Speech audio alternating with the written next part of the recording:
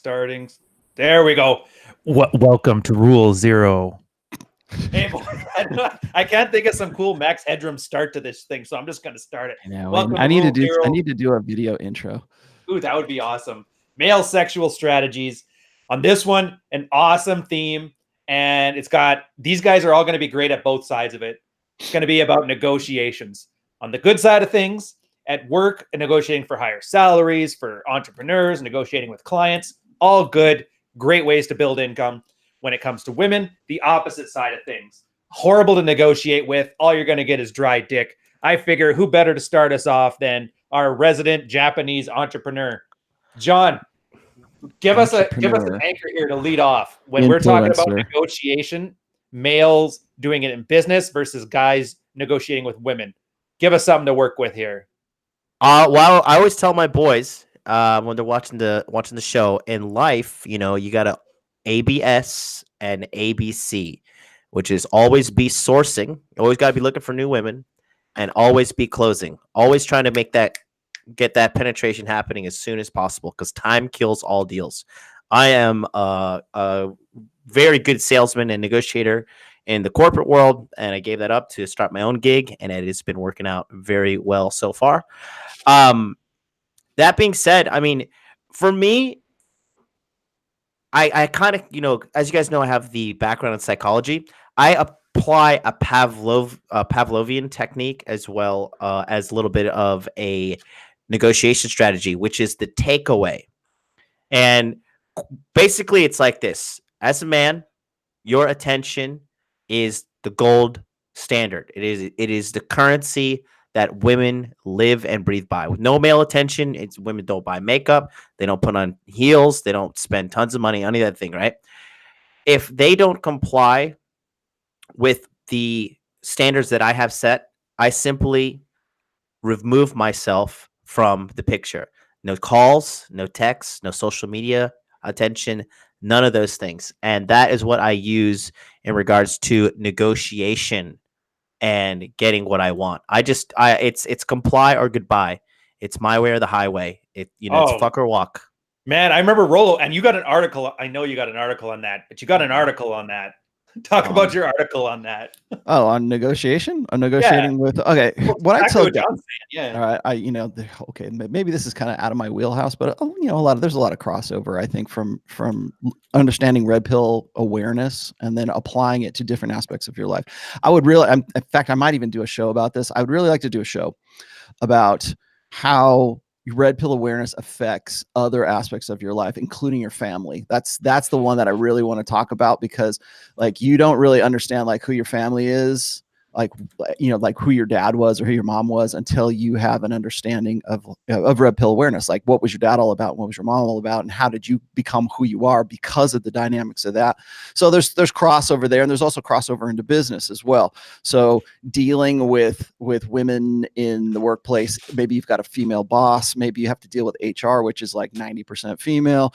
But how do you get what you want in a corporate aspect? Well, okay, here's my background is after understanding psychology. One of the reasons I took behavioral psychology was so that I could understand my clients and understand the people that I had to work with when I was doing my brand management stuff, and which I still kind of am. That was my main motivation to do that. I had minored in behavioral psychology, and then because of the my time at So Suave, I decided that I wanted to double major. So that's what I did. And it was probably a little bit more work than it was worth, but I'm glad I did it. And so as a result of that, I was better able to negotiate. I was better able to understand my own position in the corporate world, or in the world that I was working in at the time. And I think one of the things is that most guys, when they're dealing with the corporate world, or where they get into a job, I mean, we're taught from a very early ages, guys, that we're supposed to sublimate our interests. We're supposed to be serviceable, especially if you're in a religious in a religious sense, we're supposed to be servants, right? We're supposed to have the servant heart. How can I help? How can I be, how can I service you? How can I make your life better, kind of thing? And it's supposed to be like a two-way street. Like somebody says, okay, well, how can I make your life better? And it's this, do unto others kind of thing. So you end up with this mentality of sort of always sublimating your own interests for the interests of your boss, for the interests of your family, for the interests of the girl, for the interests of the military, whatever it is that you happen to get into. And so we start out with a handicap by not thinking of ourselves, by not making ourselves our mental point of origin. And mental point of origin is not just about knocking womankind off the pedestal. It's about putting yourself onto that pedestal in every aspect of your life. It's not just, how can I get a chick? It's how can I make my life better by putting myself first, or enlightened self-interest. So enlightened self-interest is not just, in case anybody doesn't know, it's I cannot help others until I can help myself, or I cannot help others as well as when I help myself first. So I need to have some sort of quality. I need to have some sort of value. I need to build value within myself. And the only way you can do that is by sort of making yourself your mental point of origin. Like, how does this affect me? How does this make me better? And so if you enter into negotiations when you are in a business setting, or you're into it with your family or something like that, you have to understand what your value is to those people, because people want to keep you in that slot. Like, they want you to stay in your lane. That's what we call it. Stay in your lane, man. Because you're predictable then, and you're controllable then. And people don't like that. They don't like to have their cages rattled. They want you to be somebody that you're always going to be. So when you change yourself, when you become red pill aware, or when you change, you get into game, or you get into whatever, what's the first thing people say? They say, you're not yourself. You're trying to be somebody you're not. Well, no, I'm trying to be somebody. I'm trying to be somebody better than I was before. And the reason you're pissed off is because I'm now somebody that you cannot control. So your predictability makes you controllable. If you want to learn a little bit more about this, read 48 Laws of Power, because there's a lot of laws that are focusing in on how people use your predictability as a means of control over you in power dynamics. So, and that's really what it comes down to. Like, when you're in a business setting, like, what's the best time to negotiate? Well, I tell guys, I say, look, most guys won't ask for a raise. They'll go get another job, and they'll say, hey, I'm going to go work for John over here. And he's going to pay me, $50,000. You're only paying me $46,000. Let's deal. And they think that $4,000 difference is like a big deal, because when you're only thinking small, when you're only thinking in that slot, when you're only thinking, man, I do this one particular job, and if I look at the averages for what people get paid for this, I'm getting paid lower. So I want to get higher, right? And even the highest stage of that particular job that you happen to be in, maybe it's not particularly big. It's not even that high, right? So what's the average? I mean, I'm talking from an American perspective here. What's the average income like for middle America right now? What is the average income? Maybe $50,000. Like, 54. I can remember 54. I can remember when, like, getting 50 grand for me was like a dream come true. I'm like, holy shit, I'm making 50 grand. I can afford a house. I can, you're not working for Chick-fil-A anymore. You're not working for like McDonald's. You actually have a career that makes you 50 grand. That's average. And like, now that once I got past six figures, I was like, why was I thinking so small before? Well, the reason is because you get locked into that. And Carl, I mean, it's funny. Carl was talking about this that on for John's thing. John was having his workshop, and we had to take off, and it was this guy doing a modeling contract. Like, Carl, you walk it through. Like, your napkin math, I thought was one of the best things you said that day. Well, the fact that you need to be able to do a little bit of quick mental math just to figure out, what are they wanting me to do? How much time and effort are they expecting me to put in, and how much are they offering me?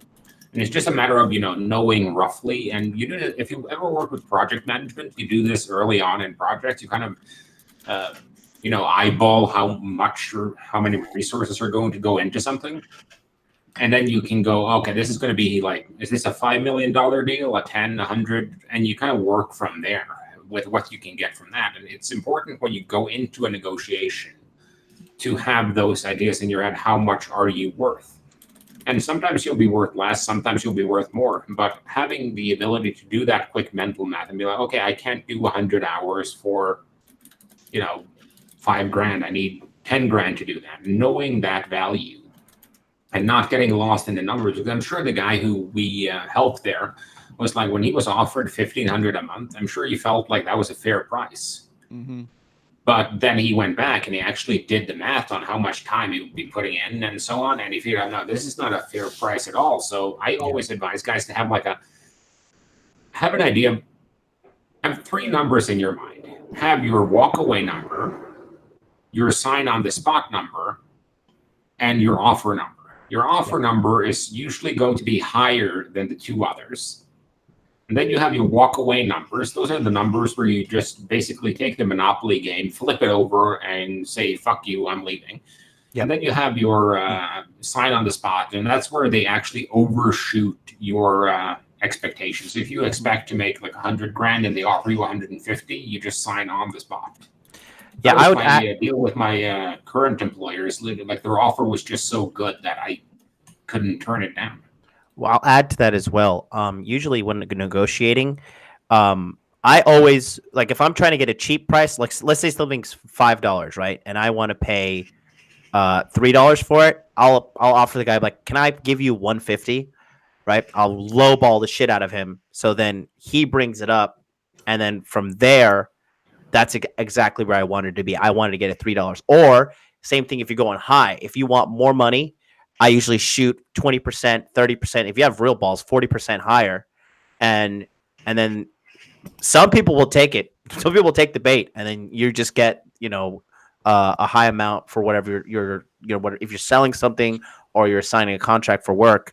But sometimes if they lower it, they'll lower it down to 20%, and that'll be exactly where you want. So when you have those indicators, that is a really big thing in regards to getting what you want, because these people think like, oh, he said $1.50, but I jacked it up to $3. In reality, I was thinking I wanted $3 all the way from the get-go. But if they do say yes, which sometimes they do say yes, that right there gets you what you want at even a cheaper rate.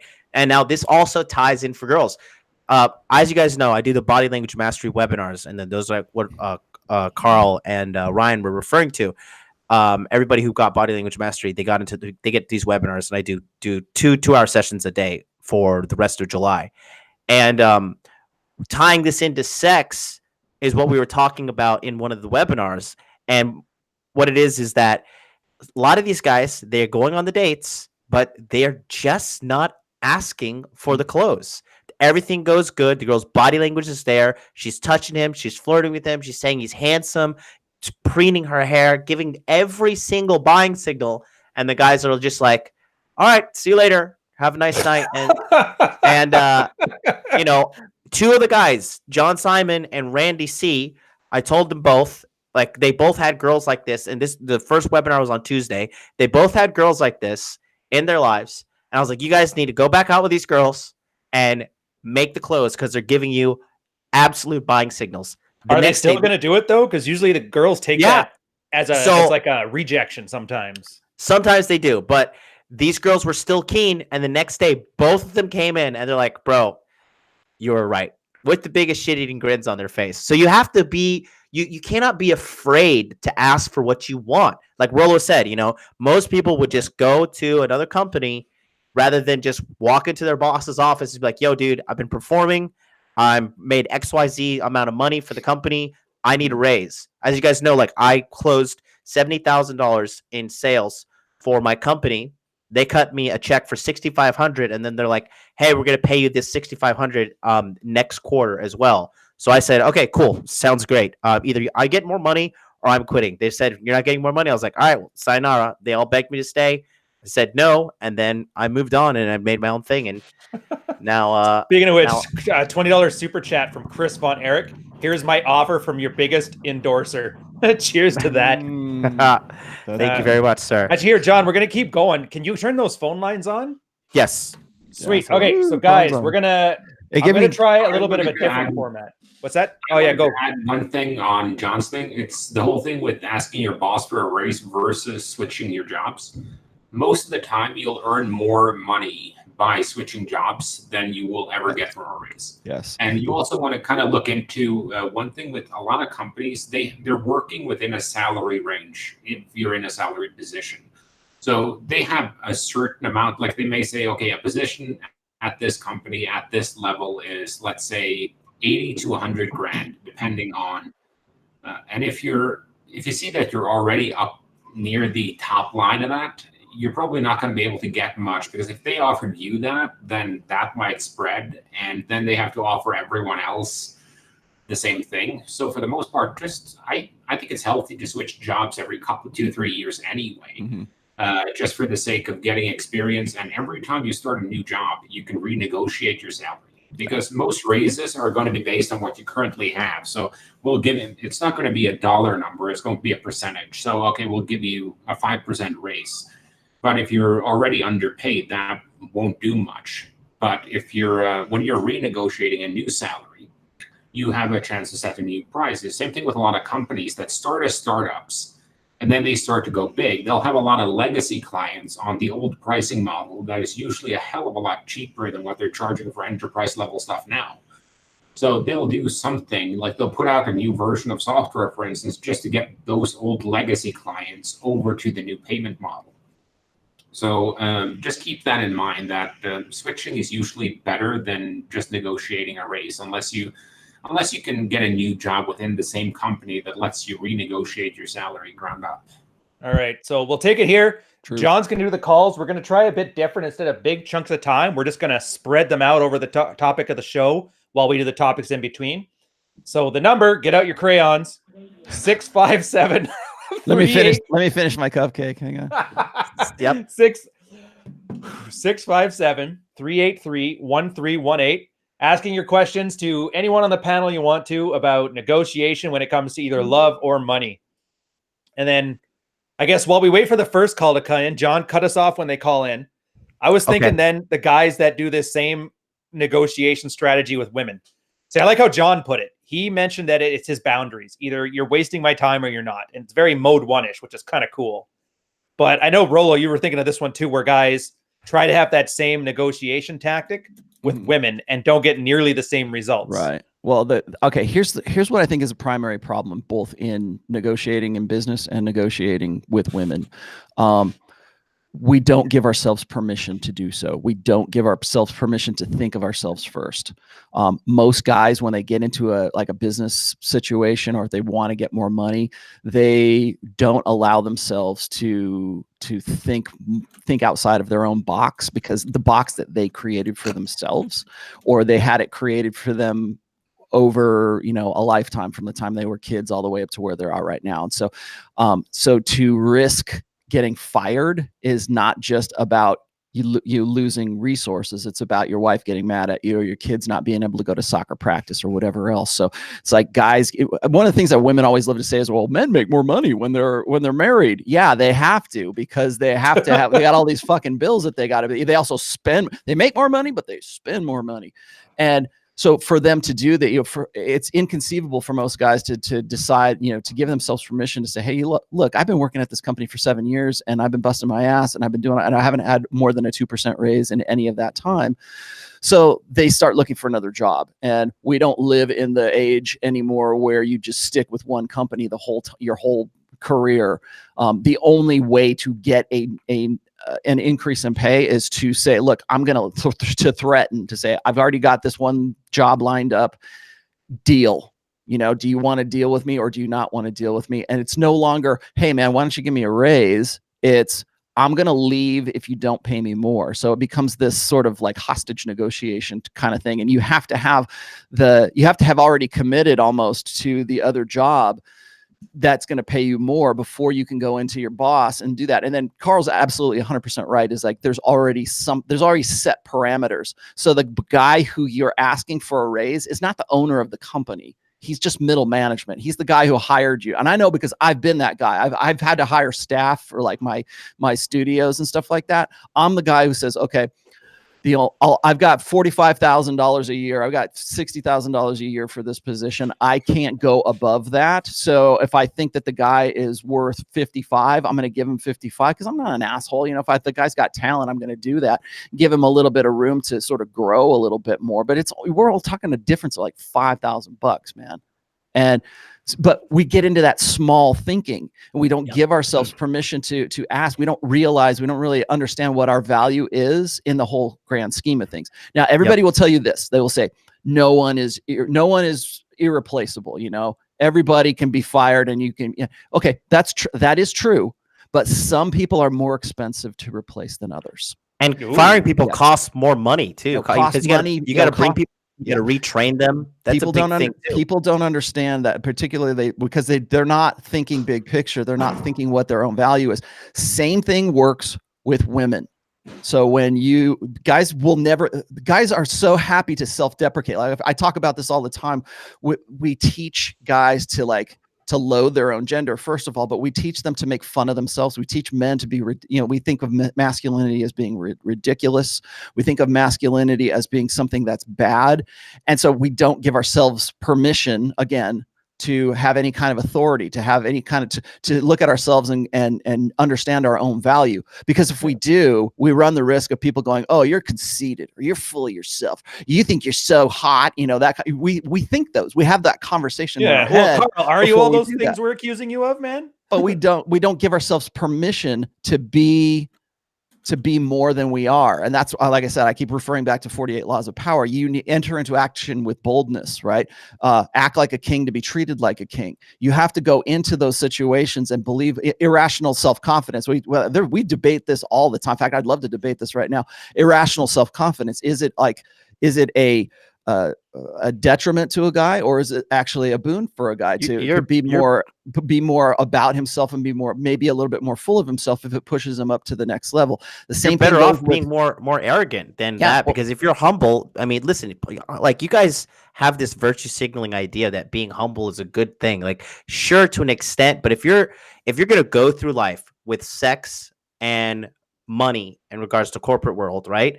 And you're going to have to do two absolute extremes, extreme arrogance or extreme humility. Mm-hmm. If you go through getting extremely humble, you're going to get taken to the ringers, okay? Mm-hmm. Compared to going with the arrogance, because most people are very insecure and they'll just believe this absolute arrogance.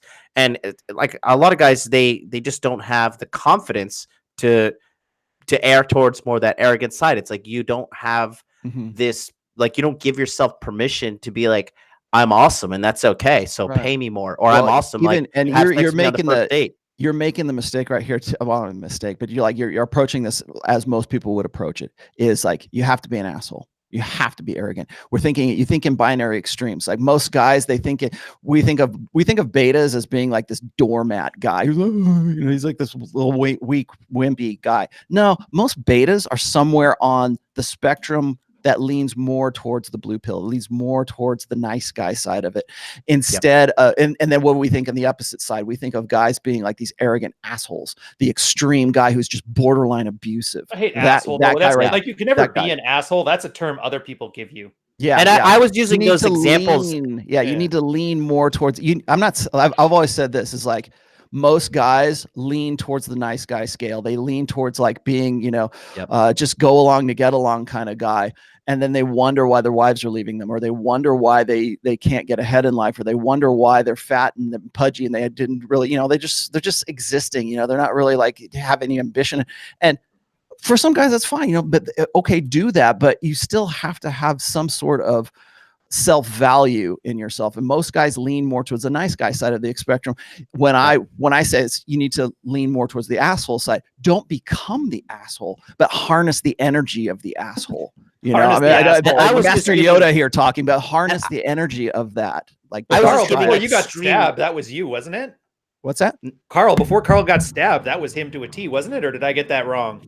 Yeah, kind of. But the whole thing I'm getting to with the whole binary extremes thing is, you don't want to go either way, because like if you're in Rolo's position and you have 60 grand, like very few employers will try and screw you on salary because they don't want you to start out that job being unhappy. So you can end up in a position where you think you're being underpaid. They think you're well compensated. And if you err on the side of the asshole and you burst into your boss's office and scream, I want 100 grand or I'm quitting, your boss is going to be, okay, fine. You're way out of my budget anyway. But what you want to live with there is just the balancing thing. I think this is a big problem with our space. Is like it's completely devoid of the Likert scale. Everything is a yes/no question rather than how much do you agree with this on a scale from 1 to 7. And the reason why I think that's bad is we get like roles that we get this image of betas as like being these like weak-willed little scaredy cats, and we have this picture of alphas as being, Trotsky at the head of the Red Army. And reality is that you have a balance there, because you can err on the side of extreme narcissism, but generally that doesn't work out too well for you, because sooner or later that will blow up in your face.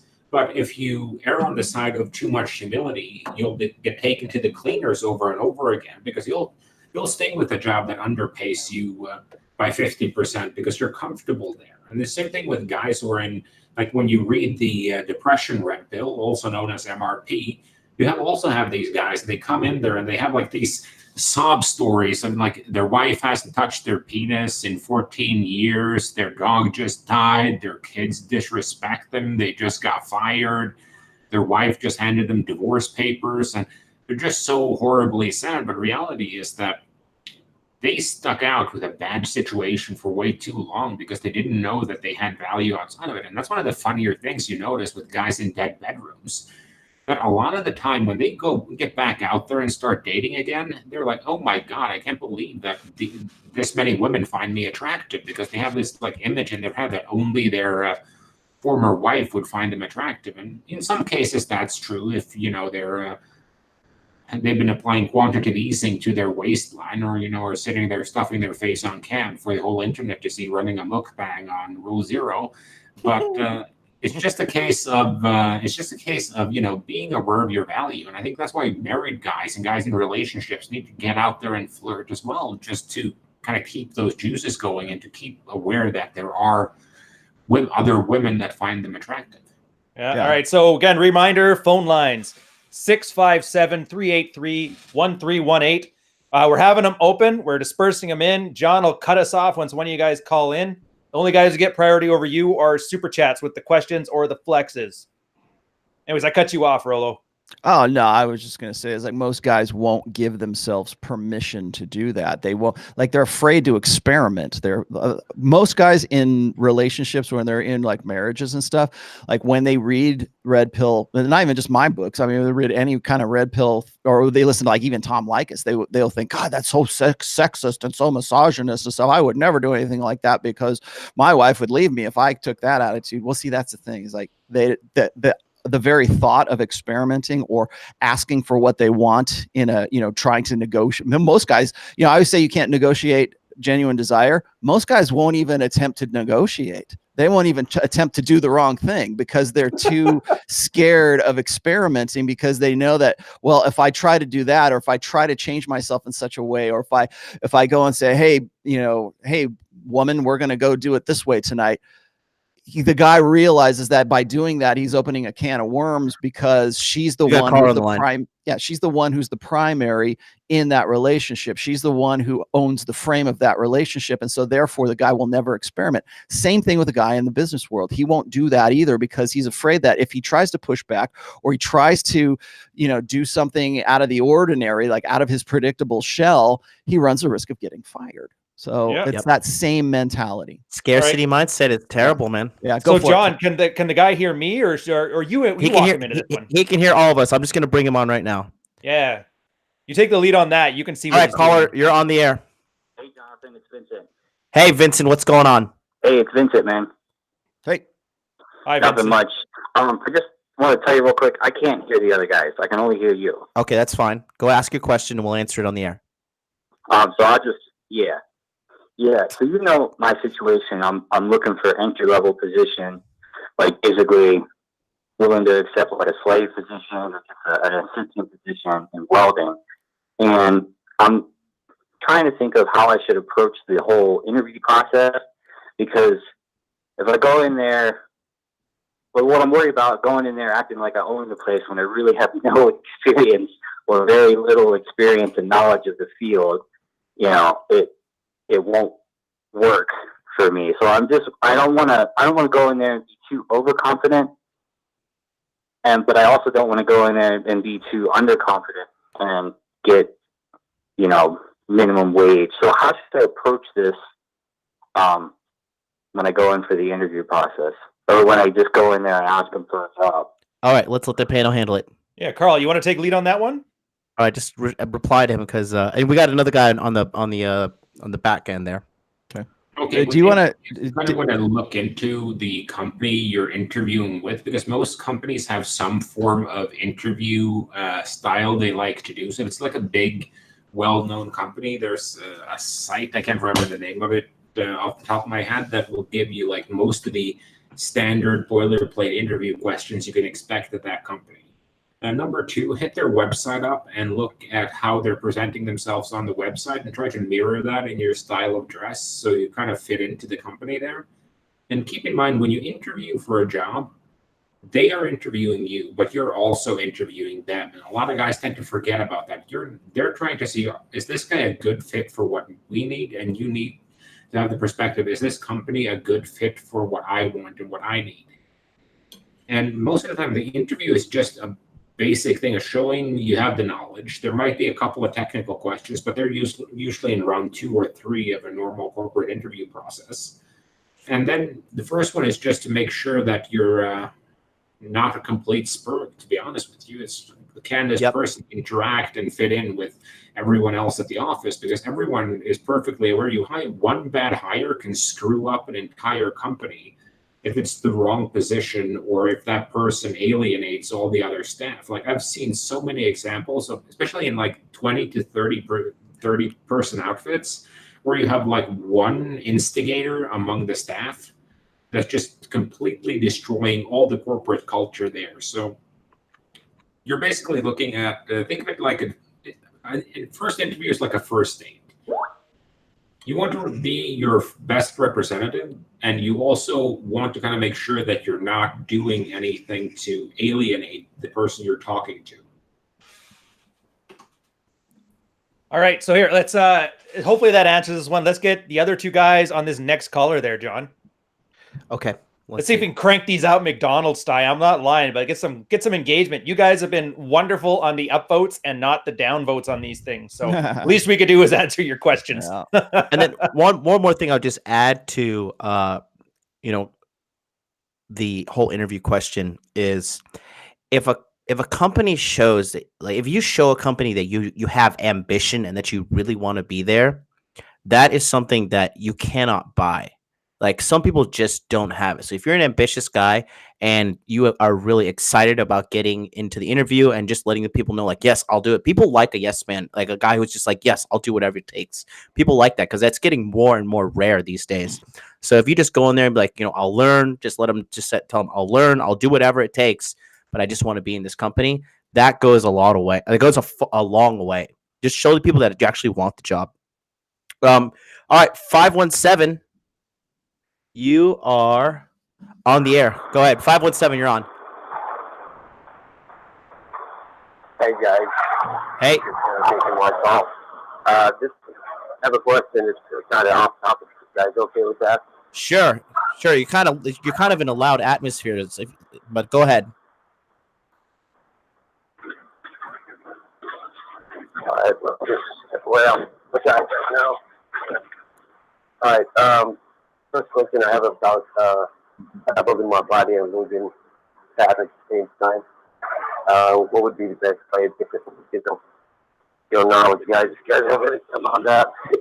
And the second question, I want to start up a business, so I need a loan. Mm-hmm. The bank, they just don't do it. If you guys have any information about that, I would really appreciate it. Oh, yeah, John, you're going to have to read that one back, man. Dude, I could barely hear him, too. All right. So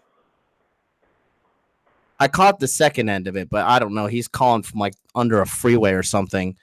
But he wanted to know about the second question was, he doesn't have money to start up a business because the banks won't give him a loan. So what should he do about getting capital? And 517, if you want to type your question in the chat, we can probably answer that way, but you were just way too loud. But yeah, in regards to not having the money, that's when it just comes to getting a side hustle going, even if you have to work overtime or part-time. A lot of people don't know this, but I can say it now because I don't work for them anymore. But last year, in order to fund Modern Life Dating, when I quit my corporate job, I was teaching English for Sesame Street in Japan, and I was every single day going like 1 hour, 2 hours round trip, just sometimes even just to make 7,000 yen, which is like $65 in order to fund and get Modern Life Dating to the point that it is now, that it's like it's booming, and I have a lot of clients and helping a lot of people. So sometimes you just have to eat that initial crow to get things going. What else would you guys have to say? Yeah, well, I know, Rolo, you had a good talk about the liquor brands. We talked about it last year about getting one of those started. Yeah, there's I don't think people really realize like what kind of money goes into starting things up. For if you're going to create a product, you have to, I hope you've done a lot of homework on that product, first of all, and know your market and know what you're getting yourself into. I'm not saying it's impossible to do something that's a startup without knowing anything. Like I'll give you a real quick example. I'm sure you guys are familiar with a brand of vodka called Tito's Vodka. Have you heard of that? It's like it used to be like they would say it's handcrafted vodka. That's bullshit. Okay, It means they poured it into the bottle. That means well, you know, it's funny because like when people say, well, it's triple distilled, all that means is just goes through the freaking thing 3 times. It's not like there's like 3 different, you know, ways that they're filtering it. I mean, I know the distilling process like inside and out. So like when I see these things, or when I see people like selling a brand, it's usually they're selling a lifestyle. Now this, or a lifestyle product, like this is going to make you look cool in the club kind of thing. Like Ciroc was a real big deal because they had, you know, I forget who the rapper was who was behind Ciroc. I want to say it was 50 Cent, but I'm not sure. No, Diddy. It was Diddy. P. Diddy behind Ciroc. There was a time in the mid 2000s where like liquor brands were doing everything in their power to get like a rock star or a rapper to put their brand name into a popular song. So if you could get like Seagram's, or you could get like whatever, I don't know, Hennessy. Hennessy was a big, Cristal, Ciroc, that kind of stuff. And if it was a popular song, that was like that was free advertising that you could not buy in any other form. So people were trying to do that. Like I remember when Sammy Hagar had his brand, was a Cabo Wabo tequila. And I remember, gosh damn it, the guy that I was working, the owner of the company I was working with, passed on it because he didn't think Sammy was all that big a deal when it came to liquor, right? And like probably like 7 or 8 years later, Sammy sells it for $85 million. And it's like that's money where like everybody in the company could just like go their separate ways and retire.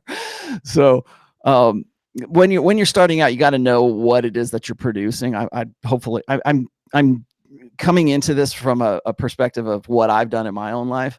It's possible to start something up. That's why I used Tito's Vodka, because all that is you just knowing the right people, because really what vodka is just ethanol and water. That's all it is. And there's, you know, people say, well, I can tell the difference. Yeah, well, you can't tell the difference in an Appletini or a screwdriver or a Bloody Mary or something like that, unless it's really shitty vodka, right? Unless it's like, you know, Wolfschmitz or something. Like shitty vodka tastes like vodka. Good vodka tastes like water. Yeah. Well, shitty vodka tastes like freaking rocket fuel, or it tastes like, you know, kerosene. So, but you can do that. You can't say, look, I've got a vision here. I know a lot of guys in fact, I'm working with a lot of guys in the microbrew industry right now who are saying, you know, we want to put something out there, and they want to put an IPA out, or they want to put something out. And, you know, okay, a lot of people are doing that still. And you can probably make inroads, but the market is so saturated. So that's one thing you have to understand, is knowing your market,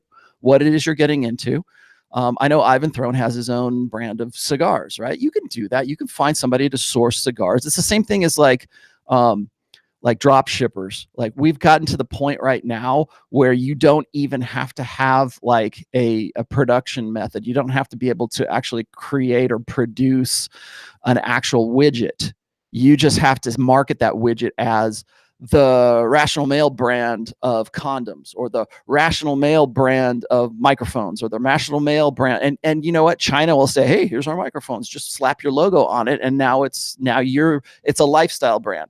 And that's why I understand what's going on right now with like drop shippers, or like these get rich quick kind of, get rich quick online kind of things, where you have someone else is doing fulfillment for you. Someone else is doing all the work, doing all the work, and all you're doing is coming up with a half-ass logo and slapping that logo on stuff that anybody else can do. And really, it's a battle of who has the best website. And you don't even have to program the shopping cart thing anymore. You can just go in and do it. So what's the difference between you and what everybody else is throwing out there? Because I see a lot of guys like, and I look at, I'm fascinated by the drop shipping thing. I don't know that I would do it myself, but I'm fascinated that we've reached a point in technology where we don't even have to have, like, the means of production is already done in China for you. So it's up to you to figure out your market, to figure out what people are going to buy, and to figure out what,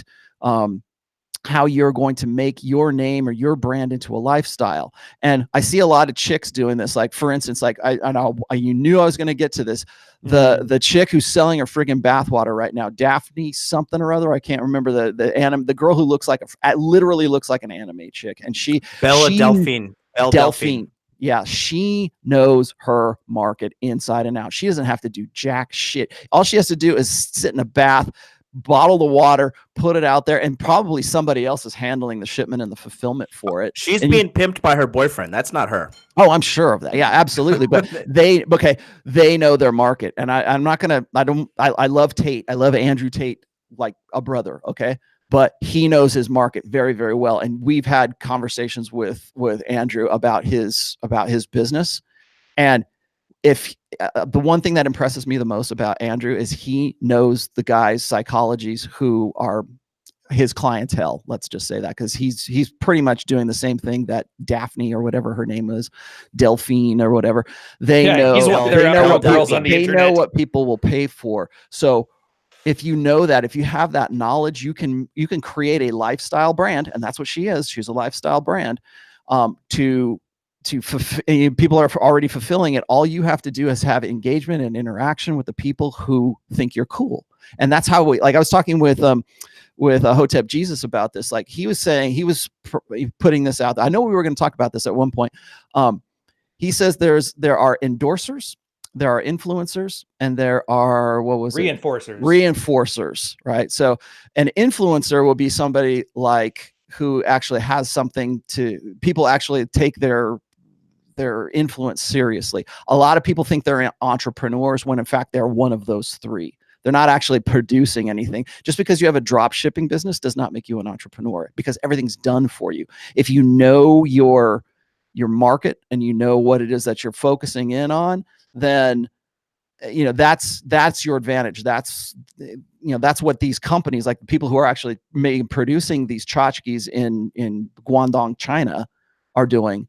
That they want you to sell their product because you know the market better than they're going to know. Hell, I mean, if you go and you look at most of the Chinese stuff, they can't even get the English right, but you can. And if you want to deal with that, that's available to you. But again, you have to be an influencer. You have to be somebody that whose opinion of something matters. And I also know this. I know that Amazon and I think Alibaba are doing this as well, where they're trying to hit up people who are like Instagram models, or they're hitting guys up with really popular blogs, or for instance, like Jeremy from The Quartering does the same thing. Like, he's got this thing set up as an affiliate marketer through Amazon, where he goes and says, this is a cool product. This is a cool product. This is a cool product. Check these things out. Now he focuses on games and stuff like that. So if people go, oh, I want to check that out, they go use his affiliate link to buy a particular game, and he gets a cut of that. So he's now like either an endorser or he's an influencer. I would say he's more of an influencer, really. But that is a new job title. That's a new thing that we didn't even have this 5 years ago. So it's still the Wild West as opposed to what it is that you can get into. But if you're going to do something like that, know your market. That's why Tito's was successful, because they knew what it was that they were getting into. They knew who they were going to target, because when it comes to alcohol, everybody drinks. So and the best part about that too is the guy was complaining about not having money to start it. What I don't think you touched on, which is true, dirt cheap to get started. Don't even need it. You don't even need money. Like maybe $100 to get all like the domain stuff set up in the website. Okay, so I'll let the cat out of the bag here. I have at least 2 different brands that I'm working on right now where I didn't have to come up with any money for it. There's people, well, because I'm in the business, so people know me already, and they go, okay, he's going to put his name on it, then that's cool. But you don't have to have that much money or any money really if you want to start up a brand of vodka, because it's the same business dynamic that works for drop shippers can also work in other industries. So like there's a couple of places, like they might be distilleries that they're distilling like a brand of bourbon or whatever, and it's just this kind of generic brand of bourbon. Like how does Wolfschmidt's vodka sell its bottom shelf vodka? Well, they've got some distillery somewhere that says, you know what, the vodka that's going in here is going to be the same as what's going in this bottle over here. It's just all you're doing is slapping a different label on it and calling it something different. And now it's the Rational Male version of bourbon, or it's the Rational Male version of vodka, or it's whatever. Bullet bourbon instead of Four Yeah, Roses. and it might be crap, and you might. But here's the thing: is like that crappy ass vodka or that crappy product might be enough to move you to the next level. So that you. And we got a caller on the air, guys. Just FYI. All right, good. We'll take one more call, I'm done. we'll That's my thing. Is like it's a lot easier than you think it is. You just have to do the homework. Okay, caller, go ahead. Entry to caller. Okay. Go ahead. I was calling and I was wondering, do you treat customers and clients through a red pill lens? Okay. Treating customers and clients through the red pill lens. Let's handle that. Listen in, and they'll reply to you right now. Okay. Lead us off, guys. Carl. It's been a while. Yeah, go for it, Carl. Oh, I was just going to say with female customers and female coworkers, female bosses, it's all red pill lens. I mean, women don't change just because they put on their high heels and their business suit. They're still women. With guys, I find that it works the best based on, the behavioral heuristics, because you can tell, who's the alpha in the room that you need to convince and who will follow his lead once you've convinced him. So it allows you to kind of separate out which box a person is in within that context, so you can tailor to them very closely. It's there's a term called stakeholder management, and what that deals with is the people who have an interest related to whatever you're doing in the company. So by identifying their interests and identifying that person and their place in the hierarchy, and then using the red pill lens for, okay, this guy here is fucking his secretary, so if I convince his secretary, she'll convince him, and working those angles can be very, very successful. But you also want to be careful with going too full red pill in a corporate world, because there are a lot of things you can say from a red pill lens that will get you fired. So it's one of those think what you like, but do as everyone else. Also, I would say that looking at from a red pill lens, you're probably able to understand social dynamics and social hierarchies. Never try and pitch people who are not the decision makers. If you're pitching to some guy who stocks the mail, the mailroom, but you need to sign this corporation to, let's say, for example, what I used to do, a recruitment contract, you can convince the lady in HR all day. You can convince the marketing manager all day. But if you're not getting the hiring manager's signature on that contract and you're not convincing this guy, you're wasting your time. So make sure you're influencing the people who have power. Mm-hmm. And that's the thing. You're taking yourself seriously there too. You're not just wanting to get validation from everybody. You want validation, or you're not even validation, but you want the result from the person that's there. You're not worried about looking good. You're not worrying about being convincing. You're worried about talking to the person who makes the decision and getting him to yes. And that's very 48 laws of like will to power kind of conversations. Same as you said with the dates earlier. Like, just tell her that you're going to try it. You're going to want to sleep with her, and then try to actually sleep with her. Like, make the sale. Yep. All right. So if we don't have another call, I was going to go back to negotiation. I was thinking the flip side of things. John, lead us off on this one. It's the guys who try to negotiate themselves into a girl's pants in all the ways that don't work. Essentially, negotiating desire, as Rollo puts it. Oh my God. Well, you know what? I advise all you guys to do it. Do it because it's not going to work. And then when it doesn't work, you're going to be sitting there feeling like shit. And then you're going to realize that it's better for you just to cut your losses. If you're getting to the point where you're having to like logically debate with a girl, women are not logical creatures. They live and die by their emotions. What they feel is their absolute reality at that very moment. Okay. And if it changes 1 minute later, then it changes. You know, that being said, trying to negotiate your way into her, be like, oh, come on, like I did all this, baby, and all this. All it is, like, you're just looking more and more pathetic in her eyes. And at the end of the day, you're kind of selling yourself out. And I'm telling you guys, because I've done this before. And then I try so hard to negotiate my way into her pants. It doesn't happen. And then I really sold myself out. So I feel like shit because I didn't have sex. And then I feel like shit because I've forsaken my own values and I'm dealing with the double shit sandwich.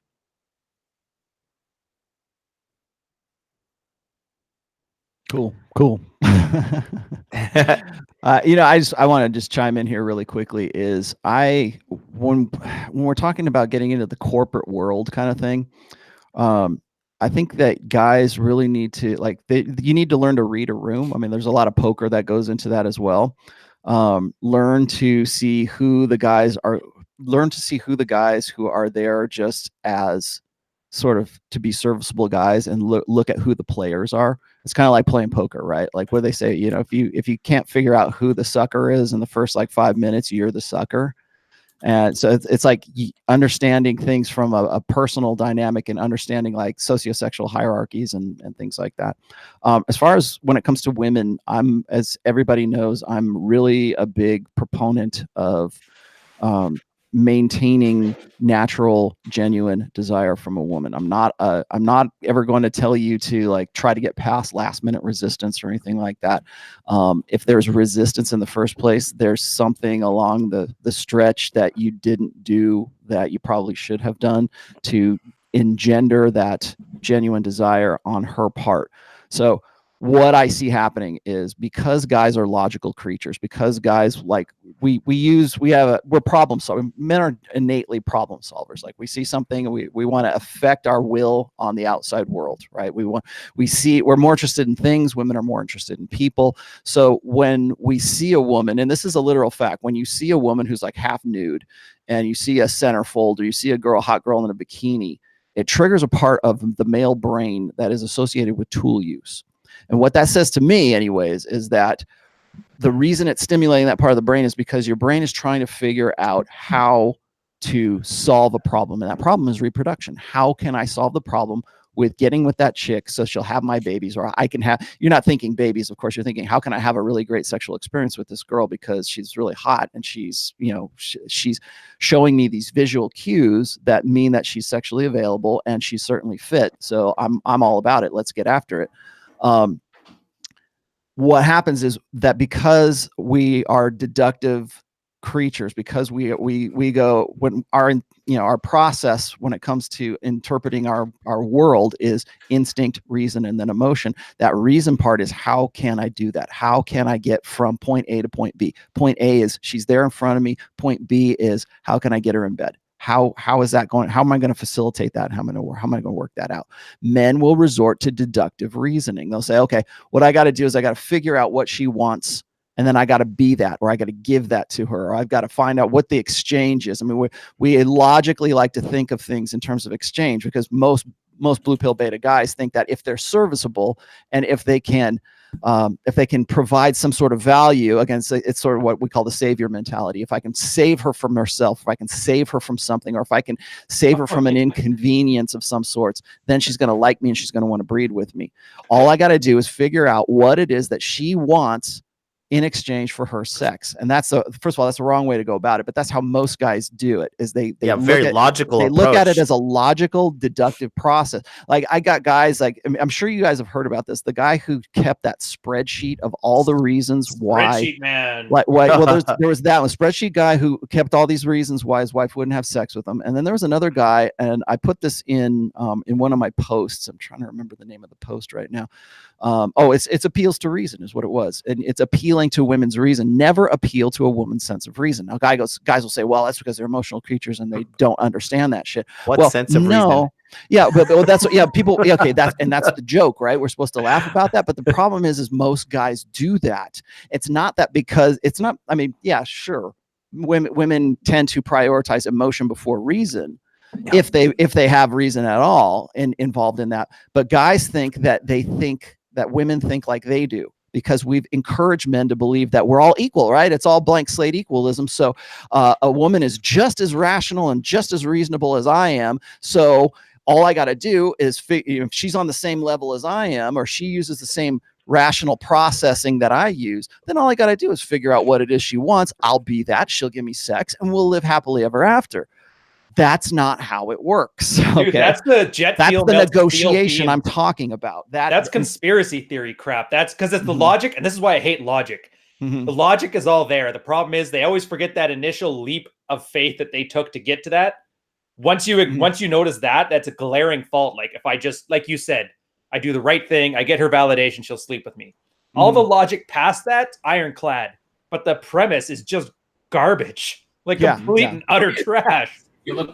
If you look at, I had this fun thing here. Like I know a couple of gay guys, and when you see how gay men interact, then you start to understand the differences between gender. Because I've read some of my gay friends' Tinder messages, and it's all numbers, all logic. It's how big is your dick? How's your abs? How much do you weigh? How tall are you? Where can we meet? It's all pure logic. But I think the biggest problem with beta game, all of it is a huge covert contract, because the guy won't do anything except say what he wants. So he figures, okay, if I take her out to dinner and a movie, she'll want to have sex with me. If take her dinner and dancing. If I treat her nicely, or I take her and buy her a corsage. Country dance, yeah. And buy her a corsage and take her to the dance, she'll want to sleep with me. But really, it doesn't quite work like that, because she has to be attracted to you before that in order to sleep with you. It doesn't matter what you do. If a girl is not attracted, if you don't pass the you have to be this tall for me to ride you thing every girl has, you can do whatever you want. And unless you do something drastically that changes her perception of you, like become a rock star or suddenly win the lottery, she's still not going to sleep with you. I mean, I'm pretty sure a girl knows within the first 30 seconds of meeting you, probably even sooner, if she's going to sleep with you. See, I only disagree with that in principle, simply because I think that it works this way. I think that when women see a guy within the first 30 seconds of seeing that guy, they know if they won't sleep with that guy. They go, ooh, I'll never get after it with that guy. Whereas in other cases, if a woman knows for sure that she's aroused by you, I think this comes back to the question of arousal versus attraction. You have to have arousal before you get to attraction. Attraction is the beta bucks long-term security side of women's hypergamy. Arousal is the alpha fuck side. It's the I want to have sex and I want to have this guy's babies and I want to do it right now. That's if you a lot of guys focus too much, I think, on the attraction side, and that's where the negotiation comes in. Guys will say, "Well, I'm a great catch. I've got a 6-figure job. I love my mother. I'm great with kids. I have a dog. They have all this stuff. I'm funny. All of these esoteric things that women say in their OkCupid profile. You got to be funny, you got to be witty, you got to love your mama, it's like what Royce calls the 436 bullet point checklist, and as many of those as you can get off. Guys will say, okay, well, all I got to do is that. I can do that, and they think that makes up for a lack of arousal, and then they find later on that they're trapped in a relationship that's based on nothing but attraction and not based on arousal. Yeah, a lot of times too, you guys got to realize this too, women. The reason why women are better at game than men is ever since she started to get a budding chest when she was 15 years old. There was some Been dude studying coming it. after her, Mhm. start like forcing her to learn game, forcing her. Okay. And their skill level is naturally higher than most men. That being said, when you're a beta guy and you're doing this logic thing, like, oh, you're trying to be a nice guy, she knows what you're doing, and she's reading in between the lines that you're being deceptive slime ball. She's way more respectful of dirtbags like me, who's like, listen, I'll take you to Starbucks. You can't get a venti, and then I'm trying to raw dog you 2 hours tops. Didn't even And- bring up the Trenta. Now, and what are we that married? right there, they respect it. They respect it. And listen, I'm talking, and Rolo is 100% right when he's talking about they want to breed with you right then and right there.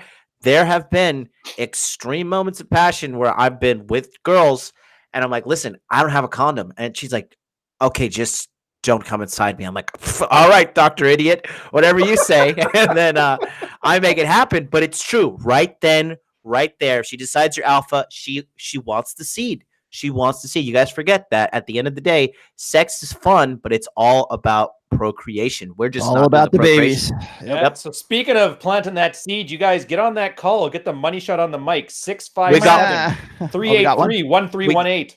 Yeah, we just got one right now. Let's bring them on. Good man. See that? You say jump, they say how high, and they ask a question. 917, you're on the air, big guy. 917, hello. Oh, he's Going playing hard to once. get. Yeah, This is Just say John. That's a name. If nobody will know. hello.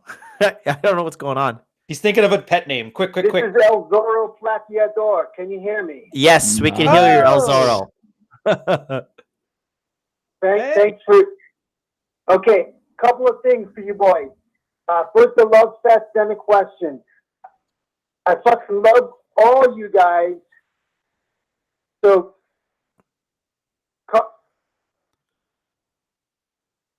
Oh, we love you too, buddy. We don't love your internet connection, though. I don't know what's your Oh, this Okay, dead air. here- There we go. my connection's very bad, but I'll say this right off the bat. Carl, you're a fucking badass. I love your material.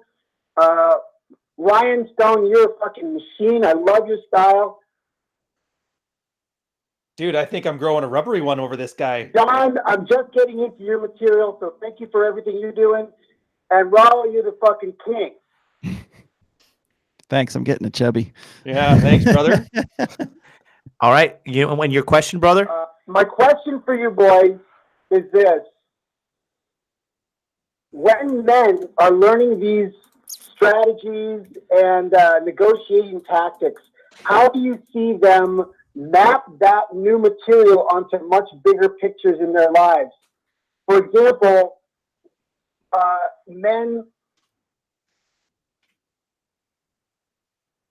when they get into the corporate environment or workplace environments, all of these seduction tactics are mappable onto that. What kind of changes do you see in your clients and students after they learn game? Okay. Good question. I'm going to save my answer for the super chat that comes after it because that's kind of along what he's asking there too. So, Okay. Carl Rollo, you want to take that? I will. Go ahead. Well, I'll let Carl go. Oh, I don't Carl. have clients. All right. Well, I think what he's saying is like once you learn negotiation skills, right? How do you once you start learning them on a small scale, how do you start implementing them on a larger scale? And for me, it's like this. When I coach virgins, right? I tell them to get the incremental wins. First things first, make an online dating profile or talk to a woman and just have a conversation with her, okay? Get a match or talk to a woman in real life. That's your first win. The second one is get out there and get a phone number, right? That's your second win. You get a phone number. You talk to a girl, or you match with her on Tinder, and then you talk and you get her contact information. Then the next win is getting on a date with her, right? Then you get on a date, and then at the end of the date, you try for sex. And if it doesn't happen, you try 3 more times. And then once you get to the point where you actually have sex and you lose your virginity, then you look back on the entire process and you decide, how can you optimize? How can you optimize to save time? And how can you optimize to save money? And once you get these skills, it's always good to, like, what, the biggest thing is people, they try to do things perfect, but done is always better than being perfect. Okay. And because once something's done, you get the feedback. And once you're analyzing where you stand based on your feedback, then you can optimize. So I think that's what a lot of guys do. It first comes to understanding the competence of performing the task. And then after, it comes to optimizing. And in this situation, I would say for speed and cost. Any of you guys want to elaborate on that further? Now, clarify the question for me. He's saying, like, how does red pill awareness, or how does maybe game tactics apply to the business world? Is that what I'm saying? Once you learn it, how do you spread the usage of it? How do you spread the usage of it? Okay, here's the thing. Okay, you know how MGTOW guys will always tell you, never get married, just don't get married, never bother with that kind of stuff anymore, because the risks are too great. You just want to, do your own thing and stay in your own lane, and forget all of that stuff.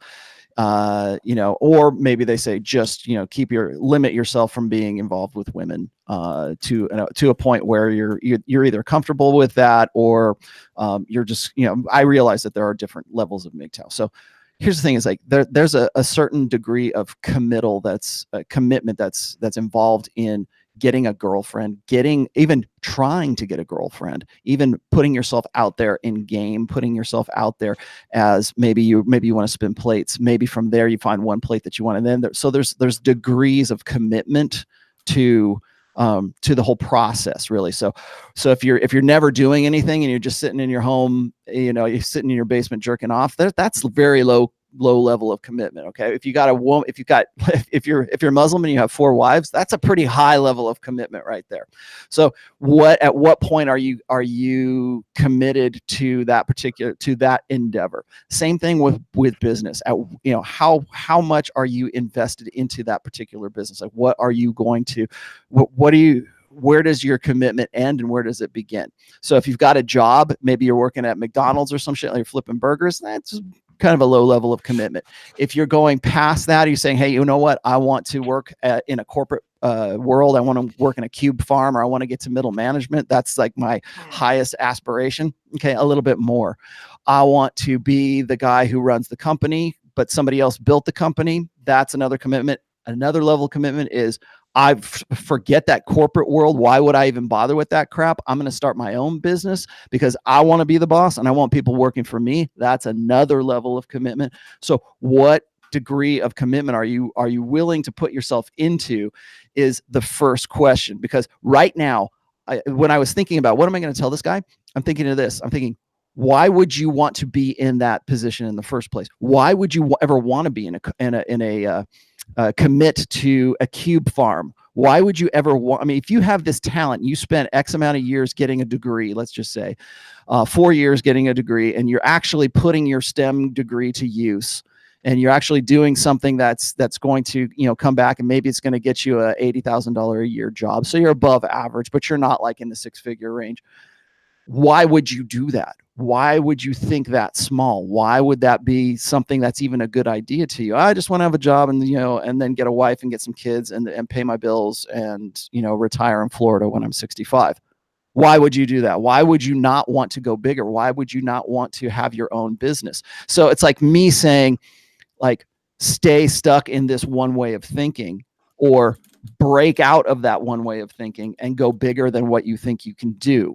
So this is really sort of a personal thing that guys have to understand. I think more guys are starting to break out of this than not, because they realize that their maybe it relates with MGTOW, but it's like they realize that their options are larger or broader, I think, than if they take one life direction as opposed to taking the life direction that the blue pill has always told them to do, which is stay in your box, stay in your lane, only go get you. If you get to middle management, that's success. And when you've done that, and I know this because I have done this personally, there was a time when like $45,000 a year working at a casino was a big deal to me. I'm like, oh man, I can finally pay the bills. I can do this. We can go on vacation, right? It's only $45,000. I'm looking at that now thinking, God, I was really thinking small. Yep. And I big think it's the thought process that you get locked into. Maybe it comes from your family, maybe it comes from religion, maybe it comes from the blue pill, maybe it comes from, popular culture, that kind of stuff. And it locks you into this way of thinking that that's all there is when it comes to your work life. Just go along to get along, do what's absolutely necessary. And then maybe you use that as a springboard to something else. And I've read this actually, is that if you want to succeed in this life right now, it takes 2 incomes, like a 2-income family, and a side hustle. If you want to go on more than one vacation a year. And it's like, even that thinking, oh man, if I could just get to a vacation, it's like, that's 1 week out of 52, man. Stepping on pennies to get over. Exactly. And so I think the first thing guys need to do when it comes to whether it's women, like I said this all the time in Iron Rules of Tomasi number 8, which is never, always let a woman figure out why she won't fuck you. Never do it for her. Never deprecate yourself to the point where it's, or never think that your thought process makes it so that you think that a woman is out of your league. She might even be out of your league, but don't let your thought process limit you from doing those things. It's the same thing in the business sense. It's like and I hate to, this sounds kind of really like motivational speaking, power positivity kind of bullshit, but you really think in one way when you're trapped in that, when you think success is $50,000 a year, you're trapped. You're trapped in that thinking about not thinking bigger and not wanting to go bigger and not wanting to take those risks, because as we mature as men, we take on more and more commitments, whether that's a woman or children or family or military or business or whatever.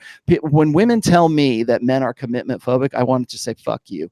Because men take on far more commitment than women do. When we commit to military, when we commit to family, when we commit to women, when we commit to whatever, unless a man is like, 30 years old and he's still living in mom's basement and he's jerking off and playing World of Warcraft, that guy, I think it's pretty rare, to be honest with you. I think most guys take on the level of commitment that they are comfortable with, and they never go any further than that, and they never allow themselves to think any bigger than that.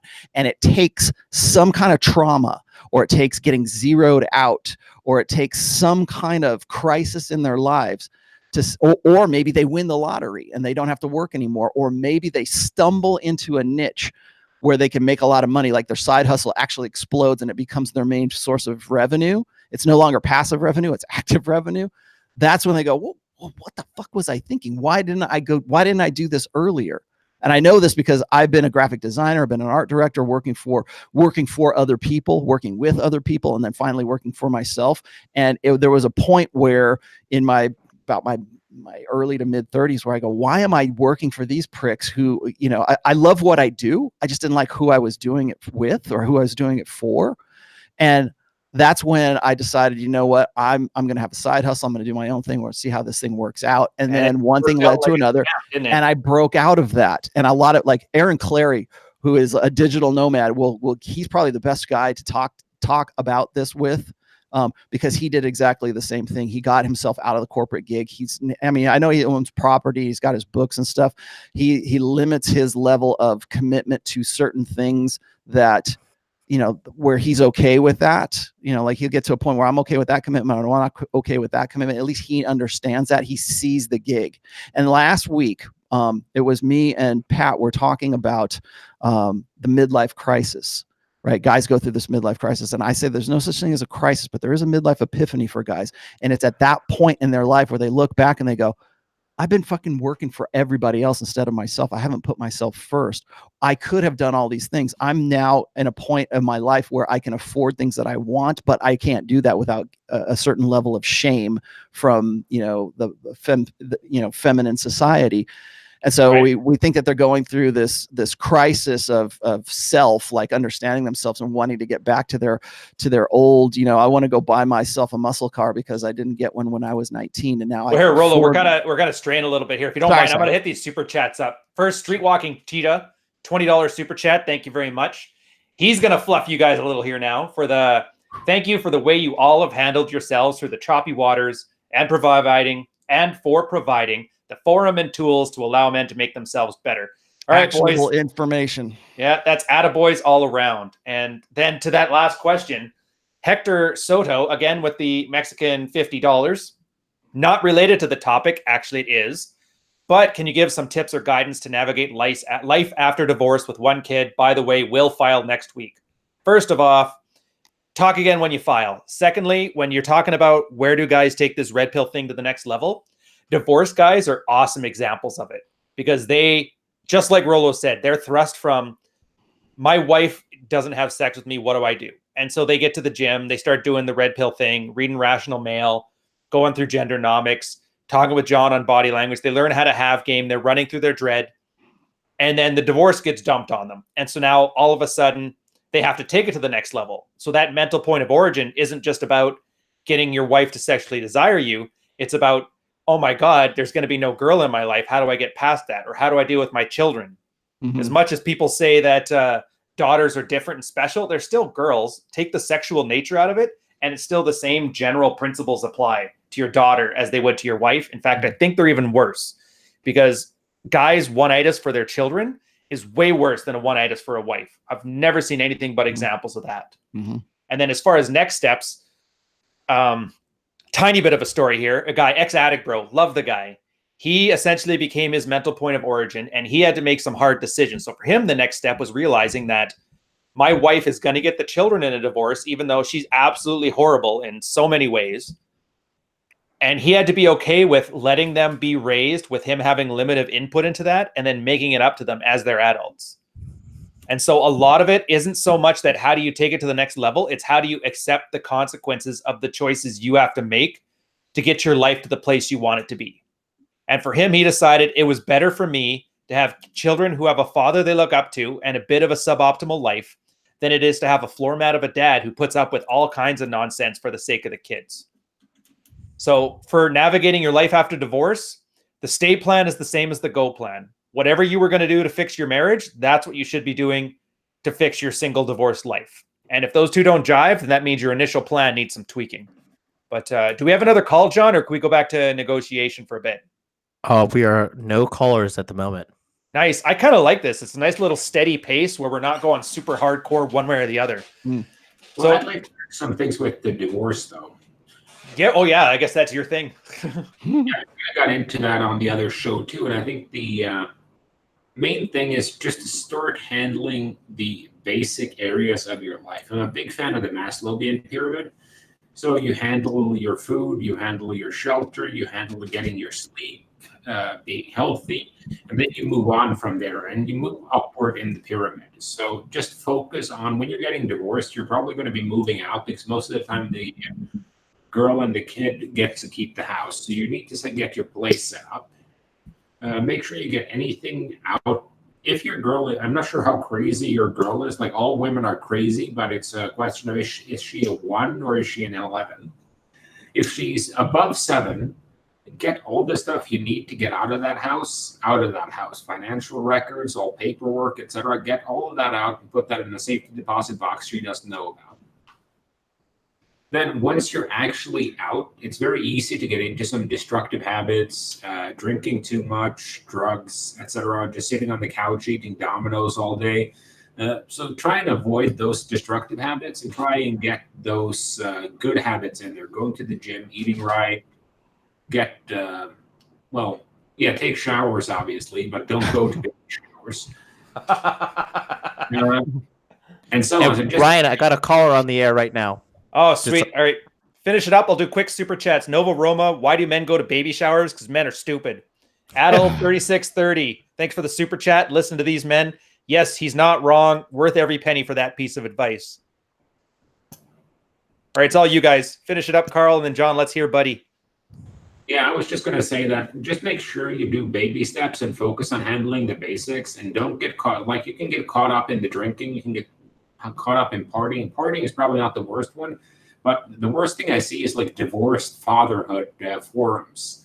Those things make married red pill look like a party that never stops. Like when you have a bunch of dads sitting on a forum just complaining about how bad it is to be divorced, just focus on, getting yourself back up and learning, get to know yourself again, because you're going to have to do that because you've probably been an us for quite a long time now, and you need to get familiar with you again. All right, and we got Morningwood Red on the line here. Morningwood Red, you're on the air, brother. Go ahead with your question. Hey guys, thanks for everything you do. Follow you guys, and I appreciate all your work. Hey, what Ryan said about life after divorce and for that super chat, I think everything you said is right on. Your go plan is the same as your stay plan. You got to figure out what the problem is and fix your life and go forward from there. I got divorced a year ago. 3 Congratulations. kids, wife cleaned me out. Been rebuilding ever since. And the thing that I'm having problem with is a social life. I think that as a man, you have your job, your source of income, you have your family, your kids. Of course, kids and the job are the priority. You need to have both of those. And you have a hobby. But I think the problem is you only can have 3 main things in your life at any one time. And if you try to add a fourth, like a social circle, one of the other 3 is going to suffer. And so what I have a problem with is maintaining a social circle, being able to go out and socialize, to go out and So you want to have it meet all. girls and go on dates on a regular basis. I mean, it cost me $60 just to walk out the door with a babysitter. So I think that the super chat guy asking about life after divorce, that's one of the biggest struggles, is maintaining a social life and having an outlet where you can go out and have that social circle to meet women and maintain friendships with other men when you're while at the same time trying to maintain your life, be a good father to your kids, and also to have hobbies. I think hobbies is more important, I don't know, arguably, than the social circle. So thanks what you do, guys. I appreciate the letting me call. You're very welcome, sir. Damn, that's a story and a half, 100%. I'll go just real quick. I just say, look, man, I just got to give it to you straight. If you want a social life, you've got to make the time for it. There's no point in sitting around, just being nihilistic about it. We get one shot at this life, as far as I know.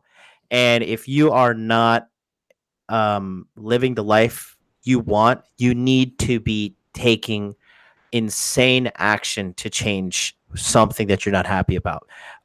Sitting by and standing by and suffering is just not a good way to do it.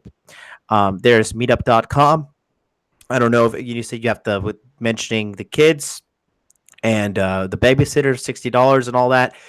I just say, look, if you're not happy, like, you have to do whatever it takes to make this work. If you need to find a better job, find a better job. If you need to move to get a better job, do that. If you need to start a side hustle in order to get some more money, in order to pay the babysitter so you can go out and have a sex life, have a social life, whatever. I mean, because the way you called in, you just didn't sound happy. You sounded kind of a heavy aura about the tone of the phone call, and it could tell that you're seriously upset. But at the end of the day, man, nobody's coming to save you. Nobody's coming to put more money in your pocket. If you want the change, you have to take the action. You have to come up with the strategy and make it work. Finish off. I was going to add on to this one with some mapping that.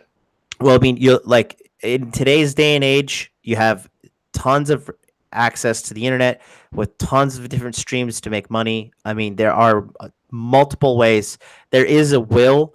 I mean, there's a way. You need the will to make it happen. And I know that may sound like basic bitch information, but at the end of the day, like, it's no one's going to come. Nobody from the chat is going to come knock on your door, give you $100,000. No, none of us are going to come out there. Like, it's up to you to make the change. So you just need to think and get yourself out of this situation. And then you could book like one of us for a consultation if you need to talk about it in more depth. But I do say, as a guy who's come from extreme trauma and extreme poverty, when I was little, single mom, we lived out of the car for a while. Now, I'm make six figures, nothing crazy, but if I could come from abject poverty and all this crazy statistical anomaly stuff, like, then you can do it too. Yeah, and just to help map it too. So here's the problem that a lot of guys have had in your situation is that their identity is around the children. That's why they focused on their career, because once you got a family, you have an internal social circle. That's your family. So you can focus 100% just on earning more money to provide. That's why getting zeroed out is so dangerous, because once that's taken away, you've lost your purpose. My purpose was to put food on the table. And then the wife's like, yeah, I can get my own food at the grocery store. So whatever. I call it supermarket masculinity, bringing home the bacon, but girls can earn money. Girls will take your money. They don't need it. Your problem now is a very practical one. Socially, you're isolated. The question is, how badly do you want it? And John is right, but to map it to better things. So for example, money. If every time you leave the house, it's $60 for a babysitter, why is that $60 an issue that you can't just throw it away on a babysitter on a whim? Is that because you're spending too much in child support payments? Is it because you're living to an extravagant lifestyle? Or is it because you don't have the resources available to earn enough money? Depending on what the answer is, you have a way ahead there. Sometimes, let's go forward with you're just spending too much money, because most people are. Instead of having the kid in hockey practice where you have to pay $2,000 in pads, maybe it's soccer where all you need is a pair of leggings and it's $20. Or the kid can avoid sports. If the kid's young, they don't really care anyway. Kids don't have a frame of reference. And if it's just about the babysitter time, I guarantee you're not the only divorced person there who has a hard time finding a babysitter. What you might want to do is join a Facebook group or make a Facebook group, divorced people, to run like a babysitting co-op. I guarantee you, if you get 4 guys together, you pick one weekend out of the month and you become Mr. Mom for the family, while the other 3 guys can go out and get some poon. The 4 of you guys are going to do much better in that group than you will do alone. And then your hobbies are a good way to build a social circle. When you're with your hobby people, all you need to do is find one extra level of commonality between a person, and that person goes from an activity partner to a friend, or acquaintances and then a friend. The thing is, though, you're going to have to make sacrifices, and sometimes it is for the job. Like, you may have to accept that I'm going to earn a little less money so I can carve out more time out of my schedule so I can do more things. But you can't answer that question honestly until you honestly know what you want. You can't have it all. So when you're doing these things, you're going to make hard decisions. If you find yourself arguing over taking time off of work to spend more time being social, then you've decided that work is more important. So focus on that. But then don't wallow in self-pity that you don't have a social life, because you made that choice for yourself. And then once you attach this outlook onto it, I find no matter what your situation will be, you'll end up much happier for it, because you now realize that you've taken control of your life and made the choices that you needed to make. And I'll pass it off to whoever else doesn't want to hear me run my mouth anymore. Yeah, I'd like to add to it that I just moved, and one of those things that happens when you move, especially a far distance, is you lose most of your social network. And what I found, I haven't rebuilt much of it yet because I've been too busy. And like you say, there's a limit to how much time you have in the day. But focus on activities you enjoy that also include other people. Like, if your favorite activities outside of work is lifting weights and doing something else solitary, that's not getting you into situations where you're naturally going to find friends. Mm-hmm. Like, you're not going to find a new friend in a freaking movie theater because everyone sits there and shuts up for 2 hours. Same thing with girls, really. Before you had Tinder and everything, you had to go to places where girls naturally gravitated. Go to places where guys naturally gravitate around an interest that you are likely to share with that person. Like, if you're into sports ball, go to a sports bar.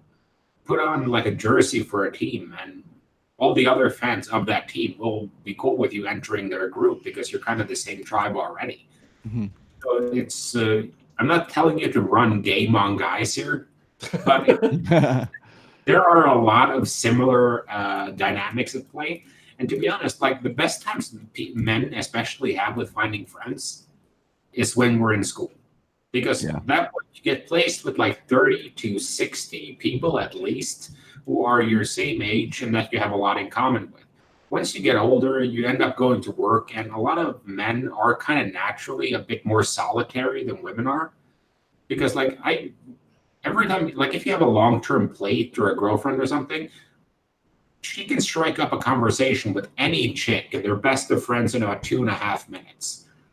Most guys don't do that. We don't really go looking for friends. We kind of just fall into having friends because we happen to be doing the same thing. You know, we were on the same sports team, or we were in the same class, or we played in the same band, or we were both into the same hobby. So just focus on getting a hobby or two that you enjoy that includes other people, and that will be a great place for you to find friends. Yeah. And you know, if like I won't recommend church because like I have bad experience with people who are involved in the ministry dealing with churches. So I'll just let Rolo take over from here.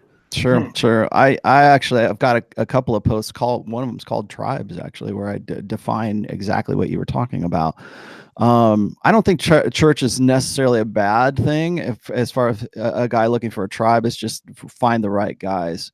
And one among many points of disagreement I have with a guy like Jordan Peterson is I happen to think that human beings are innately tribalistic. It's part of our hard wiring. I mean, for 99% of our ancestral past, we lived in hunter-gatherer tribes. And, right up until we had agriculture and we, blossomed into whatever we are right now, but we still have that instinct in our heads right now. And, you also have to take into consideration that men and women are different. We have different mental firmware. And for men, when we make friends and when we're out doing things and we're being social, we need to do things. Like I was saying before, men are interested in things, women are interested in people. That's a general truth. If you don't believe me, you can go look up Dr. Steven Pinker and he will tell you all about that. But I've said this before, is that women talk and men do. Women will get together just for the sake of talking.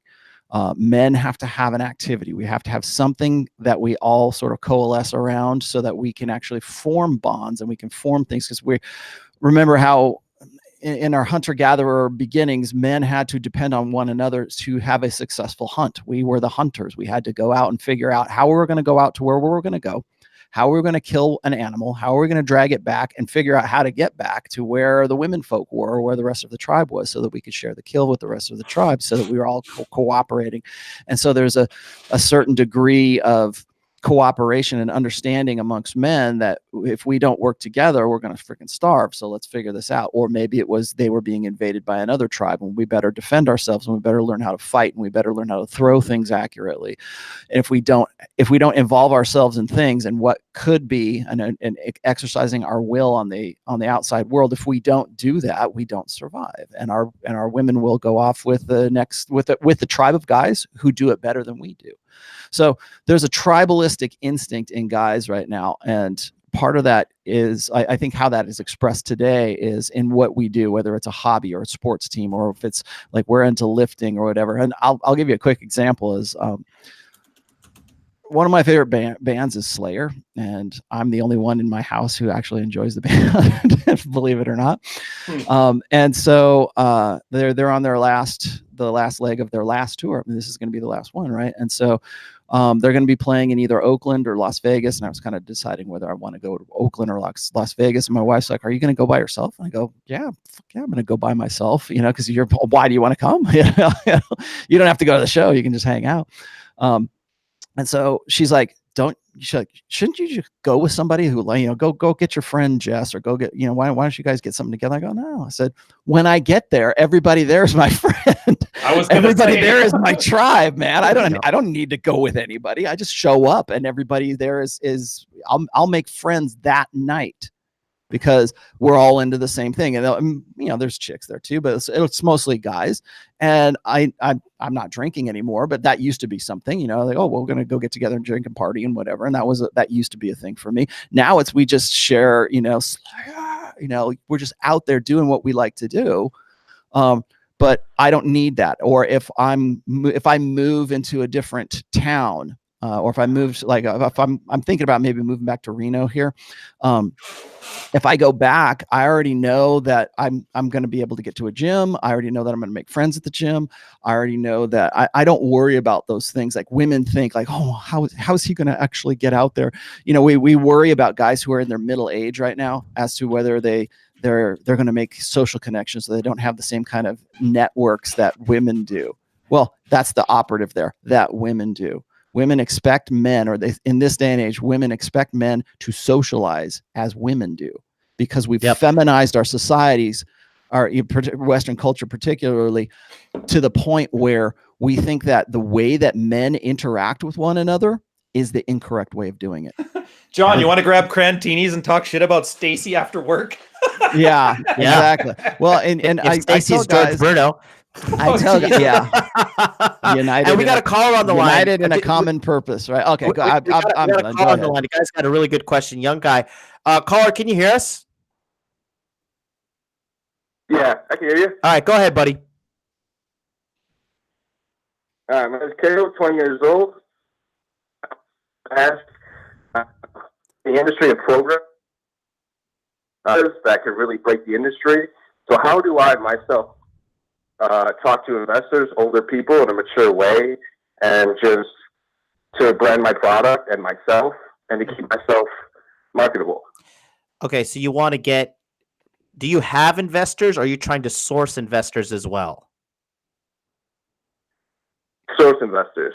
So you want to know how to source investors and then how to pitch them to invest into your product. Right. I mean, myself, I understand my product, I understand the industry. So talking to them wouldn't be the issue, but I think, getting to someone saying, hey, I have a product, getting that first, impression, or, where do I go there? Okay. We'll handle that. Best thing I can do. You have to learn tribal language, and that's all I can tell you. Watch Shark Tank, and I usually don't recommend watching TV, but Shark Tank is a great example because you need to know the terminology that investors use, and you have to be able to answer the typical questions they'll have. They'll have revenue, net. If you don't have a product in market yet, they'll be expecting to see the market analyses. They'll be expecting to see a marketing plan. They'll be expecting to see some mocked up product cost numbers. So just learn all of those tribal expressions. And I know they're boring, but if you show up there and he asks, okay, what's your ROTA, or what's your expected ROI? What's your expected second quarter revenue? You have to be able to understand what he's asking you, and you need to be able to answer that. Because if you can't, he won't trust you enough to invest with you, because he'll be, okay, this is the guy, you might have a great idea for a product. He might have done his marketing research, but he obviously hasn't looked into the profitability. I'm not going to trust a guy with a bunch of my money if he doesn't even know what the difference is between revenue and operating profits or operating income. That's pretty solid. I would just say too, in regards to them, just knowing the lingo and all that stuff. Remember, it's not about, you're saying, you're a young guy, you're 20 years old, so I'll give you some benefit of the doubt here. But you said, I know the market and I know this and I'm qualified. But when you're talking to investors, it's not about you, it's about what you could do for them, because they are the ones that are going to be forking over a large portion of money to you.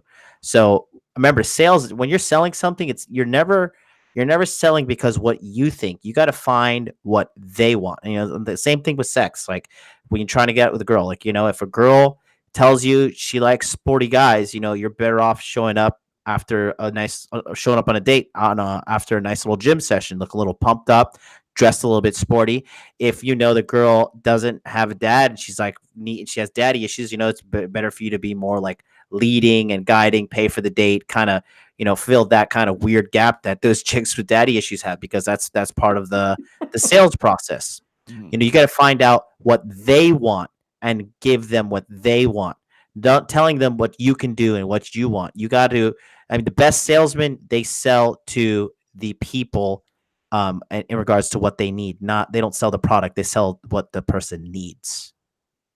Nice. So you're saying we just lost that other caller, right, John?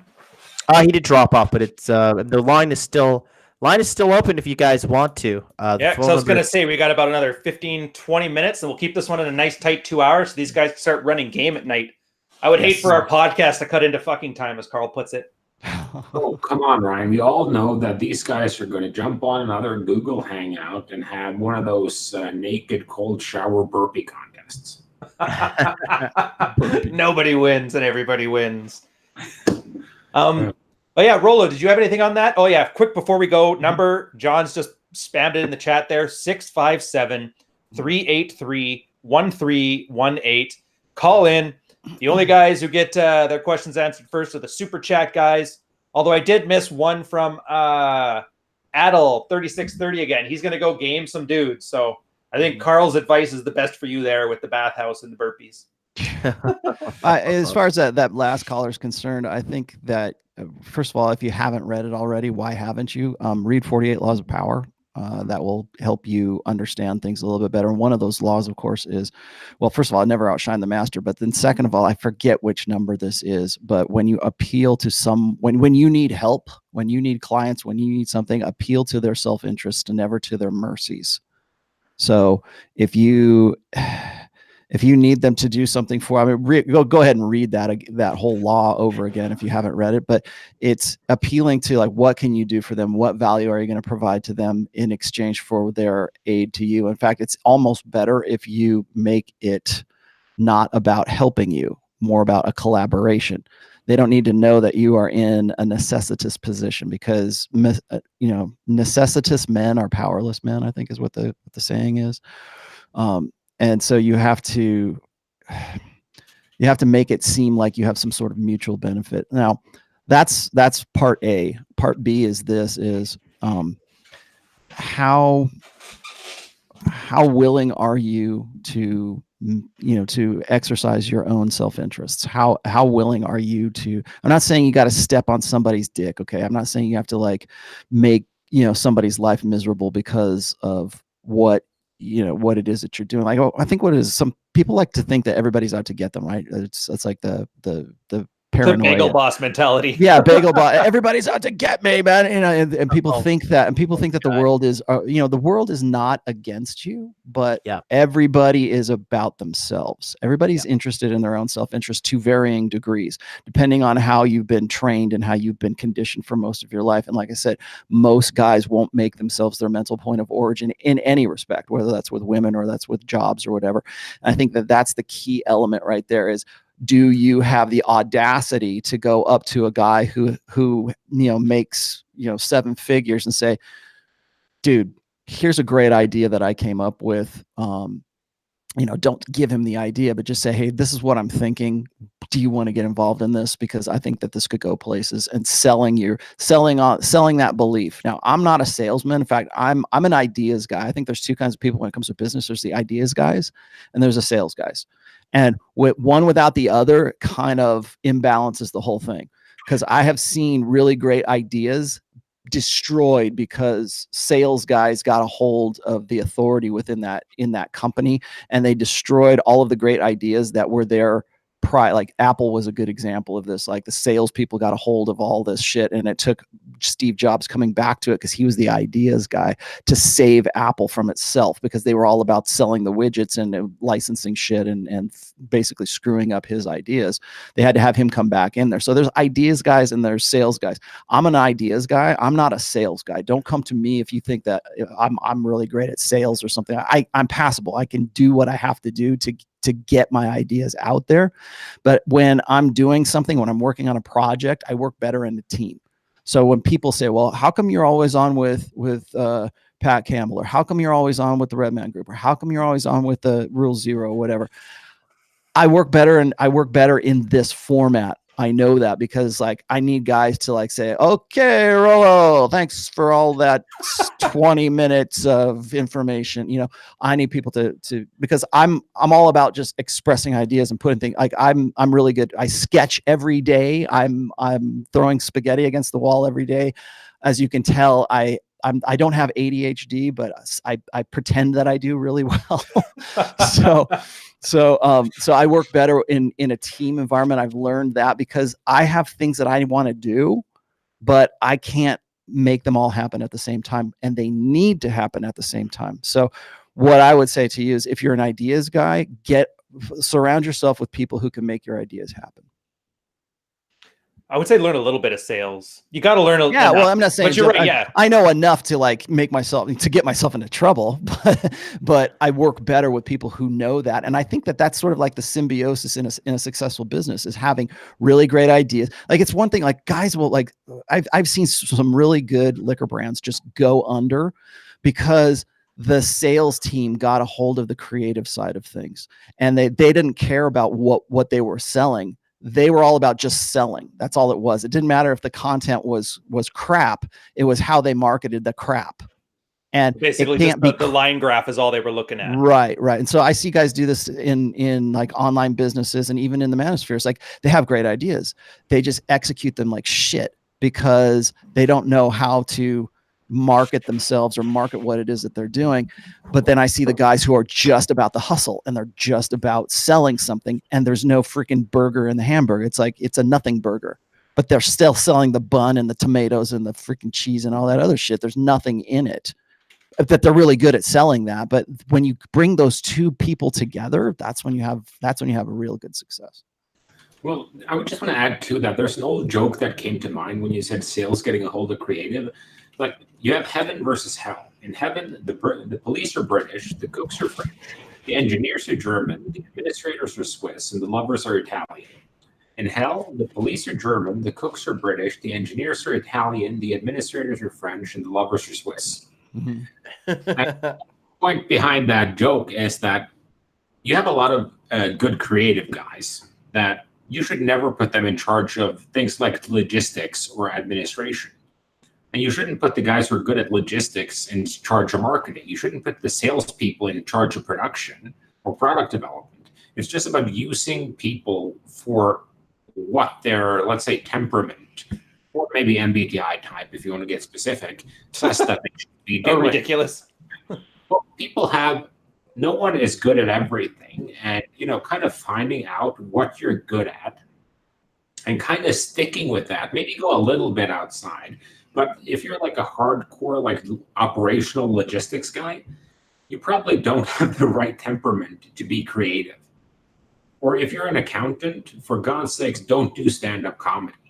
It's just about focusing on what is the best utilization of your skills towards accomplishing a given goal. Like, I've known some great marketers in my day. I wouldn't let them run a lemonade stand, because they'd run out of lemons, they'd run out of sugar, but they'd have a great idea on how to do a salt and apple-based drink instead. So and that's the same thing with game, though. I talked about that on Red Morning. It's just tailoring the method towards your personality and your strong sides. Like, if you're naturally a good talker and you go into a loud nightclub, your best asset there, your ability to talk, is negated. If you're a great dancer and you decide to go sit at a pub, that negates your strength of being a good dancer. So you don't want to put yourself in situations doing things that kill off your natural strengths and kind of manifest your weaknesses even stronger. I mean, we have a lot of examples with that. And, from my side of things, I just don't want to learn fucking drop shipping. Can we please start getting guys laid without forcing them to learn drop shipping? Drop shipping gets a bad rep, but I gotta say, as a guy who, dude, it works. Dude, to this day, man, it works. To this day, if you guys are under, talk about negotiations and stuff. One thing also, talk real quick about the guy talking about investors.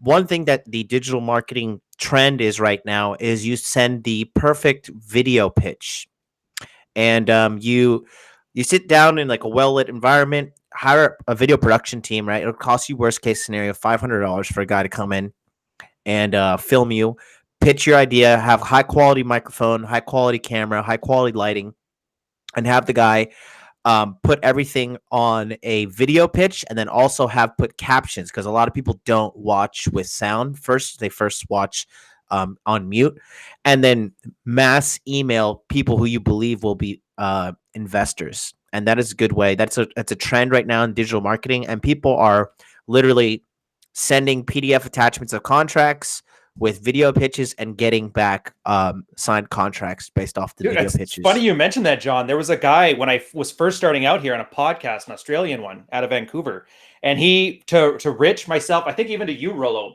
he put out like a video request to have us in, a personalized video, and it hooked me. Yeah. But yeah, it's pretty impressive.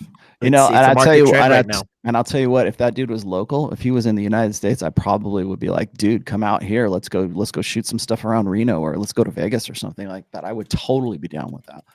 Yeah.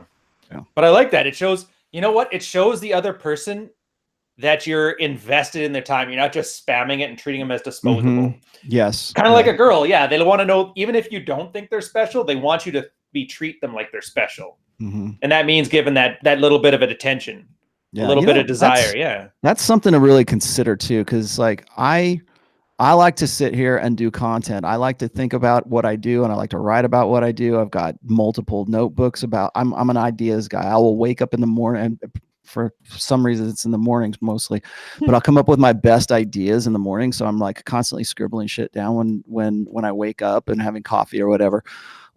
Maybe it's because I'm undistracted and I progressively get more and more distracted throughout the day, but like I'm coming up with ideas and stuff like that, and I have more ideas than I can execute. So like if I could find somebody who was a really good photographer, a really good videographer, or if I could find somebody who was like in on, see, that's the thing. It's like most guys, I'll say, hey man, here's some red pill stuff. And like, oh, you're a misogynist. I don't want to have anything to do with you. You know? So it's finding guys who are still on the same wavelength as me, who still who are good at what they do. So it's like guys will come up to me and they'll say, I want to do a translation for my language, like Portuguese or something like that, for the rational male, and they're all gung ho about it, and they'll do it. But like they know the language, and they could probably pull it off. But like once I have it, then it's in my lap, and I don't know what to do with it. Like I can put it on Amazon and say, here's the Portuguese translation of the rational male. I can go and do that, and I can pay them a little bit of money for helping me. But I need guys that can execute. And I think that a lot of guys, if you're into that, like say you know Adobe Premiere, or you know, or you're a good photographer, or you're a media guy, and you see a guy like me, or you see somebody else in the sphere, and you say, man, I'd really like to collaborate with that guy and do something great with that guy. Hit them up. Know that it's not going to be, it's not going to be a lot of money in the beginning, but it has potential to be a lot of money later on, because that's going to, I'm not going to say, well, you could see exposure. I'm not going to pay. I'm going to pay you, trust me, but I'm not going to give you the bullshit about exposure.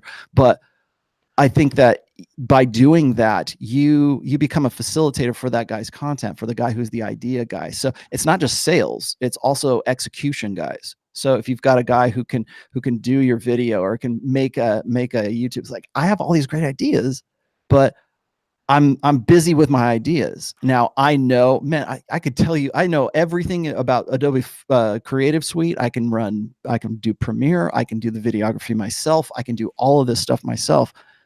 But that's one more step in the process that I got to be in. I got to wear all these same hats. It takes time. And it takes time, and Yeah. I can't. My main strength is in my content and in my thoughts and my ideas.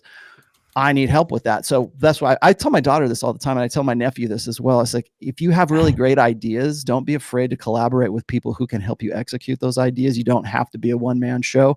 I know that that's like the impulse, like, is to do everything yourself so that you have complete control, because I'm like that too. It's like, I want to if given the option, I will try to do everything myself. I will try to not only be the creative individual, but also do the branding, also do the cinematography, to also do everything else along with that. Not so much out of a need of control, but because like I have this vision, and it's like really hard for me to convey it to somebody else to bring it into reality. But if you have a great idea, people will be there to facilitate it. A lot of people, they don't, the biggest thing they screw up, and I know Carl loves to make fun of the people who are solo entrepreneurs. But like, it's true. Like it does get to a point where, like, it's like a band. Like, if you're a vocals guy and you suck at the guitar, like just get a goddamn guitarist. Like, and and that's how you working together. You can cultivate your idea better. Like, I'm really not that good at, I'm okay at video editing, but I hate doing it. So I'm having guys reach out for my audience. You're like, hey, I'll chop some videos for you. I'll do it for you. And I'm getting ready to expand. Yeah, it's a risk you're going to have to take. But at the end of the day, if you want to become a high performing male, you're not going to be doing bullshit tasks like doing your laundry, cleaning, running, picking up groceries and stuff like that. If you want to be a top tier, high performing male, you can't be doing that kind of stuff. Same thing. It's like if you're like, Rollo obviously has all of his ideas in his head, but for him to sit down and like, if he were to do the voiceovers for the Rational Male instead of outsourcing it to Sam Bada, could he have really have reached as many people as he's reached right now? Could he really do all the graphic designing and all that stuff compared to him outsourcing it? You get a lot more done by outsourcing it to people. And that's also a market trend right now. You can outsource to people in third world countries who give you first world quality work at third world prices. I mean, that's capitalism 101 right there, boys. All right. So we're running almost 10 minutes. I was going to pass this on to you, Carl. So just 2 secs, because you're the expert on this one. So Nova Roma with a $2 super chat. How does divorce affect business? Ooh, yeah. We're going to tag on Omnichannel T Michael with his £5 super chat. How do you vet and get people for a business idea? Anyways, Carl, it's all yours. Take us to the promised land. Vetting people for a business idea. Well, I was going to just add one thing to John there. One thing you notice with high performers, the second they can afford to pay someone to do the low return tasks like laundry, house cleaning, shopping, they do. It's just it frees up time to do other stuff. But how to vet people to get into business with? There's one thing I go for beyond anything else, and that's stability. Because you can't work with someone. You have a lot of guys who are like creative geniuses or who are kind of like prima donnas. They're good, very good at what they do, but they're divas. They're difficult to work with. And in the end, you kind of want someone, you need that balance. Like you can only be, your degree of assholeness has to be proportional to your value creation. So you have some people who get away with being extremely huge assholes because they're massive rainmakers, and you want to work with them. You don't want to work with people who are inconsistent. And by that, I mean their performance is all over the map. And most importantly, I like to look at a history. I like to see that this person has a track record of good performance, but more than anything, I want to see that, okay, they hit a roadblock or they hit a problem at this point in this venture, and they handled that well. Because a lot of businesses, you will come under stress at times. And at that point, like you don't want your partner to do a full-fledged spurg out if you get an IRS audit. You don't want your partner to freak out over a lawsuit or something like that, because you actually need to work logically, rationally, and on point to get over those hurdles. And if one of you is doing that and the other one is creating more problems than they're solving, they're really not going to be a good partner. And you also want to look at, it's the same kind of the same thing with marriage. Like you can't have two people with OCD about the same thing be married. That just won't work. Like if one person is like, we need to organize all the books according to alphabet, and the other is like, we'll organize according to topic, that will be a never-ending war. And most of the partnerships I've seen that break down are either two people from the same field that have different perspectives on how they need to do something that's very important to both of them. Or it's those cases where you have one guy who's playing around and the other guy is left to clean up all the messes. Because it's fun to be the Elon Musk of the thing who can run around and say he's taking Tesla private at 420 as a joke to impress his girlfriend.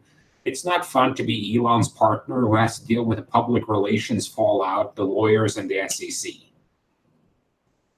So think about that. Just work with people who are consistent, who are stable, and who are competent. Those are the three most important things. And I guess on that note, we'll end it here. We'll start with John and Carl with Rollo. All right, guys, what's on the new thing? Everybody knows how to reach you, John, but what's on the go and what people need to know about you that they should, whatever. Make your pitch. Well, I got no pitch.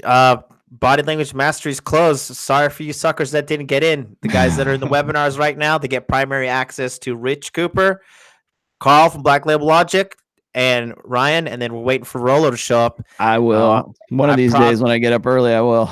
All right. So we're doing the webinars twice a day. 2-hour question answer locked in with me and all of the Rule Zero hot dudes. So I got no pitch. You can come listen to my show, 9 a.m. Eastern Standard Time every Monday to Friday. Go to youtube.com, type in Modern Life Dating, all one word. Click that subscribe button. I have the call-in set up. And I run the green screen, and I have a lot more cool interactions that I can't do here on the Google Hangouts. But that's about it. And quarter 3, I haven't determined the launch date yet because I'm taking care of the guys who got in on quarter 2. So if you didn't get in, sorry. All right. What about you, Carl? Well, you can always check out my blog, blacklabellogic.com, my Twitter at blacklabellogic, my books, Gendernomics 1 and Gendernomics Building Value are on Amazon. The audiobook versions are on Gumroad and are courtesy of Jack Napier. Speaking of guys who are running, get a chance and run with it, Jack is definitely one of them. So he's been on me for the last 3 weeks for not plugging those audiobooks. So here I am doing it. Goes to show you, if someone nags you enough, you end up doing what they want just to make them shut the fuck up, eh? And, other than that, check out Red Mornings. I had a great rant on there about the 3 rules of fixing your life. Don't be fat. Don't be a spurg.